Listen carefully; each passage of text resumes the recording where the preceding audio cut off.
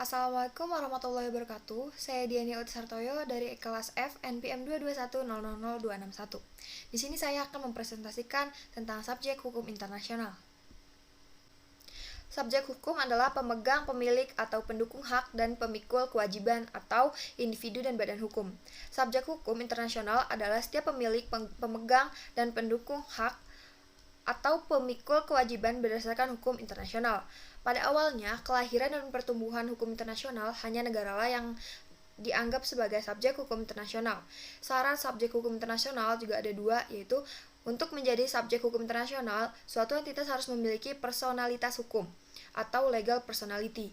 Untuk dapat dikatakan telah memiliki personalitas hukum, entitas tersebut harus memiliki beberapa kecakapan tertentu. Kecakapan personalitas hukum internasional. Yang pertama, mampu mendukung hak dan kewajiban internasional atau dalam bahasa Inggrisnya capable of possessing international right and duties. Yang kedua, mampu melakukan tindakan tertentu yang bersifat internasional atau endowed with the capacity to take certain types of action to international pain. Yang ketiga, mampu menjadi pihak dan pembentukan perjanjian internasional. They have related to capacity to treaties and agreement under international law. Memiliki kemampuan untuk melakukan penuntutan terhadap pihak yang melanggar kewajiban internasional, the capacity to make claim for breaches of international law. Memiliki kemampuan untuk melakukan penuntutan terhadap pihak yang melanggar kewajiban internasional, the capacity to make claim for breaches of international law. Memiliki kekebalan dari pengaruh atau penerapan yurisdiksi nasional suatu negara, the enjoyment of privilege and immunities from national jurisdiction. Dapat menjadi anggota dan berpartisipasi dalam keanggotaan suatu organisasi internasional. The question of international legal personality may also arise in regard to membership of or participant in international bodies. Jenis subjek hukum internasional. Subjek hukum internasional yang diakui: negara, organisasi internasional, Palang Merah Internasional, Tahta Suci, organisasi pembebasan atau bangsa-bangsa yang sedang memperjuangkan hak-haknya, kaum beli generasi, orang perorangan atau individu, wilayah perwalian, organisasi internasional non-negara atau non-pemerintah, perusahaan transnasional, dan perusahaan multinasional. Yang pertama adalah negara. Subjek hukum internasional dalam arti klasik atau paling tua usianya dan paling utama karena dapat mengadakan hubungan-hubungan hukum internasional dalam segala bidang kehidupan masyarakat internasional. Dalam negara federal, yang menjadi pengemban hak dan kewajiban subjek hukum internasional adalah pemerintah federal. Ada kalanya konstitusi federal memungkinkan negara bagian menjadi subjek hukum internasional. Republik Belarusia dan Ukraina dapat menjadi anggota PBB, demikian juga dengan sistem yang dianut Australia. Sedangkan sistem yang dianut Amerika Serikat hanya pemerintah federal yang dapat bertindak keluar. Pada pasal 1 Konvensi Montevideo 1933 menyatakan, the state as a party in international law should possess the following qualification: A. A permanent population. B. A definition territory. C. Government. D. Capacity to enter into the relation with the other states. Yang kedua ada Tahta Suci Vatikan. Subjek hukum internasional dalam arti penuh, sejajar kedudukannya dengan negara lain. Perjanjian Lateran pada tanggal 11 Februari 1929 antara Italia dan Tahta Suci, yang isinya adalah mengembalikan sebidang tanah di Roma kepada Tahta Suci dan memungkinkan didirikannya negara Vatikan.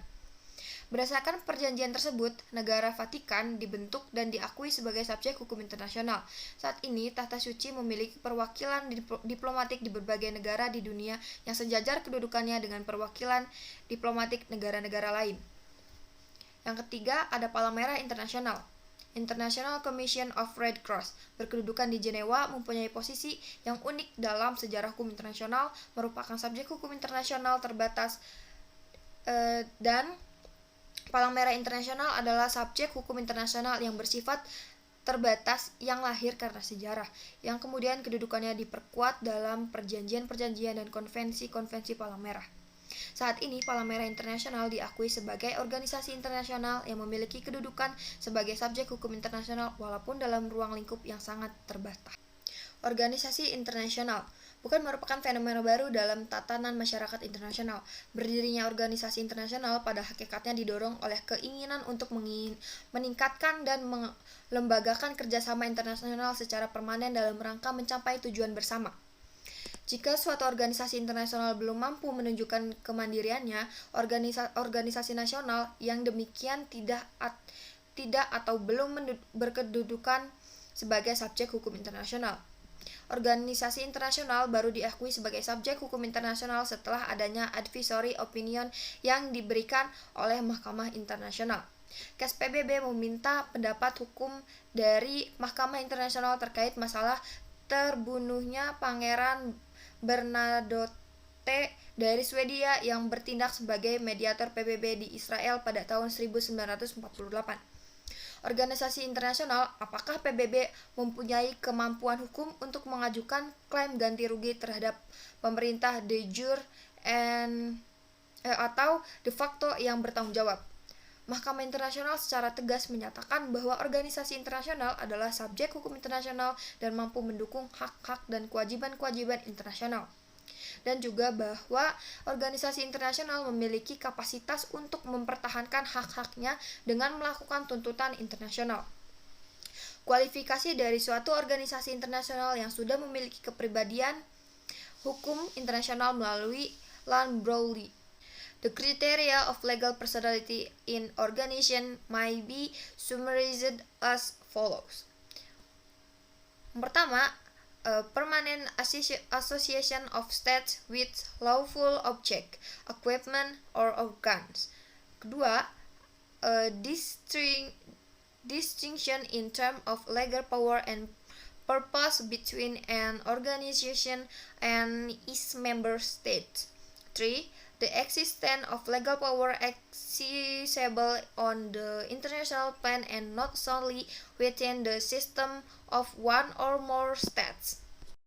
Kualifikasi organisasi nasional menurut Theodore dan James. Yang pertama, organisasi internasional atau latar antar pemerintah dengan keanggotaan dalam ruang lingkup global dengan maksud dan tujuan yang bersifat umum. Contoh PBB dan LBB. Yang kedua, organisasi internasional antar pemerintah dengan keanggotaan dalam ruang lingkup global dengan maksud dan tujuan yang khusus atau spesifik. Contohnya World Bank dan IMF. Yang ketiga, organisasi internasional antar pemerintah dengan keanggotaan yang regional atau kawasan dan dengan maksud dan tujuan yang umum. Contoh ASEAN dan OAU. Keempat, organisasi internasional antar pemerintah dengan keanggotaan yang regional dan kawasan tapi dengan maksud dan tujuan yang spesifik, contohnya NAFTA. Faktor-faktor penyebab berakhirnya organisasi internasional, yang pertama, kesepakatan negara-negara anggotanya untuk mengakhiri eksistensi organisasi internasional yang bersangkutan. Kedua, tujuan organisasi itu sudah terwujud atau tercapai. Ketiga, negara-negara anggota dan organisasi internasional yang lama kemudian mendirikan organisasi baru dengan asas, maksud, dan tujuan yang sama atau serupa dengan organisasi internasional yang lama. Yang keempat, pengunduran diri secara satu-satu dari negara-negara anggota suatu organisasi internasional sehingga lama-kelamaan negara-negara anggotanya semakin berkurang dan aktivitas organisasi berkurang atau berakhir. Individu juga dapat dimintakan pertanggungjawaban secara langsung atas tindakan-tindakan yang diduga merupakan pelanggaran atas kaidah-kaidah hukum internasional. Ketika adanya penuntutan penjahat-penjahat perang di hadapan Mahkamah Internasional yang diadakan khusus untuk itu oleh negara-negara sekutu yang menang perang. Individu dalam proses peradilan yang diadakan di Nuremberg dan Tokyo para penjahat perang tersebut dituntut sebagai individu untuk perbuatan yang diklasifikasikan sebagai kejahatan terhadap perdamaian, kejahatan terhadap perikemanusiaan, pelanggaran terhadap hukum perang, dan permufakatan jahat untuk mengadakan perang. Dengan adanya peradilan Nuremberg dan Tokyo tersebut, maka seseorang dianggap langsung bertanggung jawab sebagai individu atas kejahatan perang yang dilakukannya. Pemberontak dan pihak dalam sengketa. Dalam hukum perang, pemberontak dapat memperoleh kedudukan dan hak sebagai pihak yang bersengketa.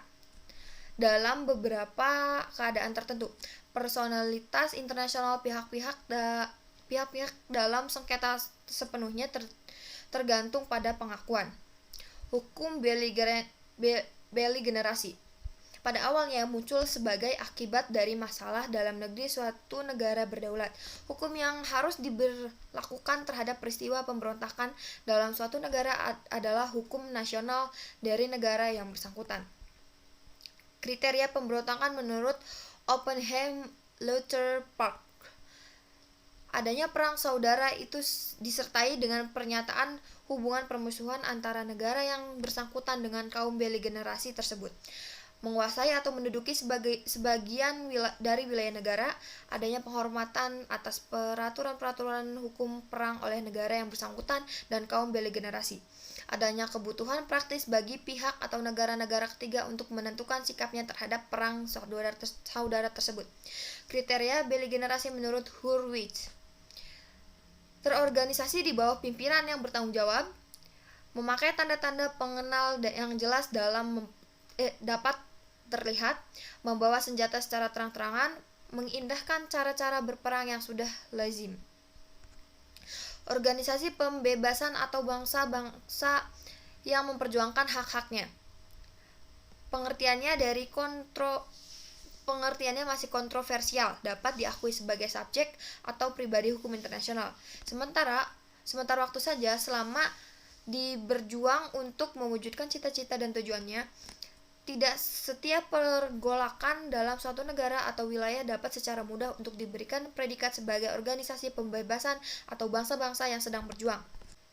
Wilayah perwalian bermula dari sistem wilayah mandat pada masa Liga Bangsa-Bangsa. Wilayah mandat adalah bekas wilayah dari negara-negara yang kalah Perang Dunia I yang ditempatkan di bawah mandat dari negara yang menang perang. Digolongkan sebagai subjek hukum internasional didasarkan pada sistem PBB. Sekarang, eksistensinya wilayah perwalian sesuai subjek hukum internasional tinggal merupakan soal sejarah. Organisasi internasional non-negara atau non-pemerintah, biasanya disebut LSM, Lembaga Swadaya Masyarakat. Walaupun didirikannya berdasarkan hukum nasional dari negara tempatnya berkedudukan atau berkantor pusat, tetapi dia dapat memiliki cabang-cabang di berbagai negara.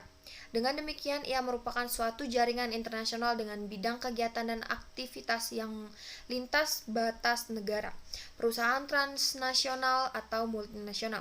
Fenomena baru dalam hukum dan hubungan internasional dalam beberapa hal, negara-negara bahkan juga organisasi internasional mengadakan hubungan secara langsung dengan perusahaan transnasional atau multinasional yang melahirkan hak-hak dan kewajiban-kewajiban internasional. Baik, segitu saja presentasi dari saya. Jika ada salah kata atau kurangnya mohon dimaafkan.